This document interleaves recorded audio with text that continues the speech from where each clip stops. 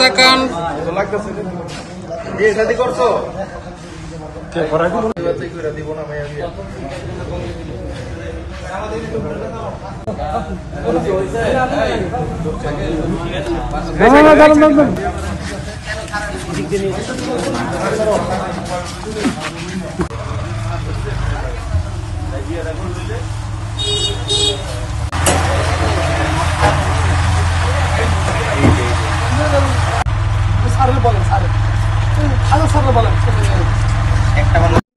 ধন্যবাদ আপনাদের সবাইকে। প্রথমেই ধন্যবাদ জানাচ্ছি আমাদের রূপগঞ্জ উপজেলার প্রিন্ট এবং ইলেকট্রনিক মিডিয়ার সম্মানিত সাংবাদিক ভাইদের। আপনাদের শত ব্যস্ততার মাঝেও আমাদের একটি গুরুত্বপূর্ণ বিষয়ে আমরা আপনাদেরকে জানাতে চাই। আপনারা এর জন্য এসেছেন, আমাদের থানায় এসেছেন, এর জন্য আপনাদের সকলকে ধন্যবাদ।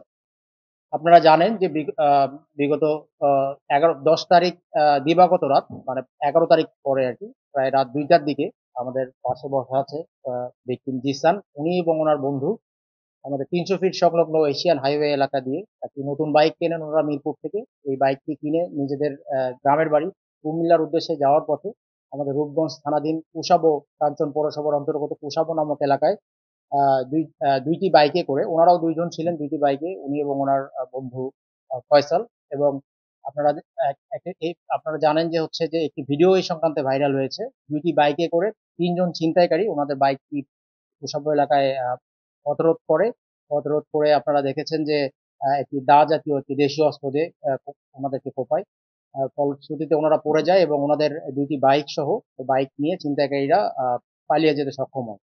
এরপর ওনারা 999-এ ফোন করেন। 999-এ ফোন করেন সাহায্যের জন্য। 999-এ ফোন পাওয়ার 10 মিনিটের মধ্যে আমাদের অত্র এলাকায় ডিউটিরত ছিল যে টিমটি, বলতে পারি একটি টিম, দ্রুত ঘটনাস্থলে যায় এবং ঘটনাস্থলে যে ওনাদেরকে উদ্ধার করে চিকিৎসার ব্যবস্থা করে।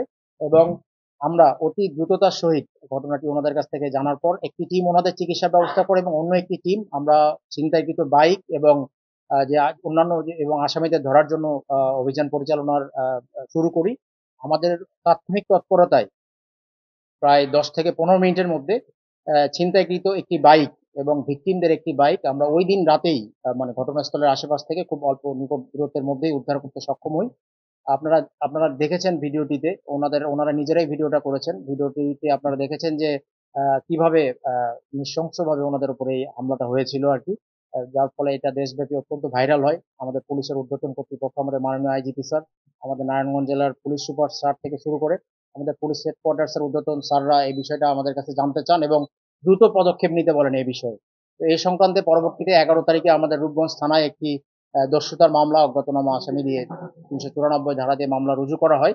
তো মামলাটা রুজু হওয়ার পর আমাদের মাননীয় পুলিশ সুপার স্যার আমাদেরকে নির্দেশনা দেন আমরা যেন দ্রুততার সহিত এই ছিনতাইকারীদের এবং ছিনতাইকৃত বাইক আমরা যেন উদ্ধার করার জন্য যা যা প্রয়োজনীয় সেই ব্যবস্থা নেই। এর প্রেক্ষিতে আমি আমার নেতৃত্বে ওসি রূপগঞ্জ সহ আমাদের রূপগঞ্জ থানার একটি চৌকস team, sub inspector Azad, sub inspector Tipu সহ রূপগঞ্জ থানার একটা চৌকস টিম আমরা এই ঘটনাটার রহস্য উন্মোচনের জন্য অক্লান্ত পরিশ্রম শুরু করি এবং তথ্য প্রযুক্তির যে সর্বোচ্চ যে ব্যবহারটা আছে এটি করে আমরা মামলা হওয়ার 2 দিনের মধ্যেই মোটামুটি ঘটনাটা শনাক্ত করতে সক্ষম হই যে কারা এই ঘটনার সাথে জড়িত এবং কিভাবে এই ছিনতাই মোডাস অপারেন্ডি যেটা, এটা আমরা শনাক্ত করতে সক্ষম হই। এবং আপনাদেরকে অত্যন্ত আনন্দের সাথে আজকে এখানে জানাতে চাই যে এই মোটামুটি যখন আসামি শনাক্ত হয়ে যায় তখন আমরা বিভিন্ন প্ল্যান প্রোগ্রামের মাধ্যমে আসামিকে গ্রেপ্তার করার জন্য অভিযান পরিচালনা করি।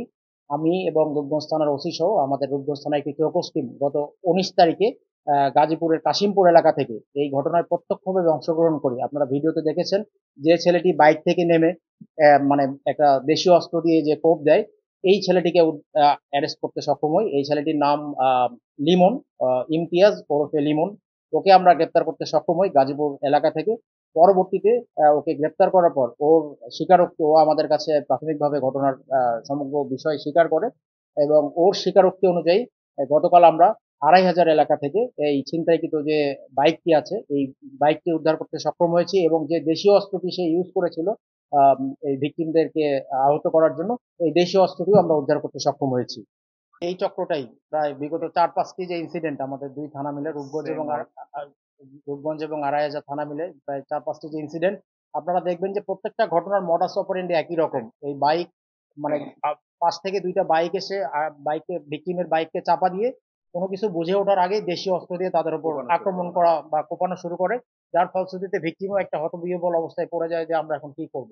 তো এই মডাস অপারেন্ডিতেই মোটামুটি যে 4-5টা ঘটনা ঘটেছে বিগত, এইভাবেই ঘটেছে। তো আমরা ধারণা করছি এবং তারাও আমাদের কাছে প্রাথমিকভাবে স্বীকার করেছে যে তারাই এই চক্রের সাথে জড়িত। আরো অন্য কেউ জড়িত আছে কিনা আমরা আরো আরো ব্যাপক জিজ্ঞাসাবাদের মাধ্যমে বিষয়টা শনাক্ত করার চেষ্টা করব।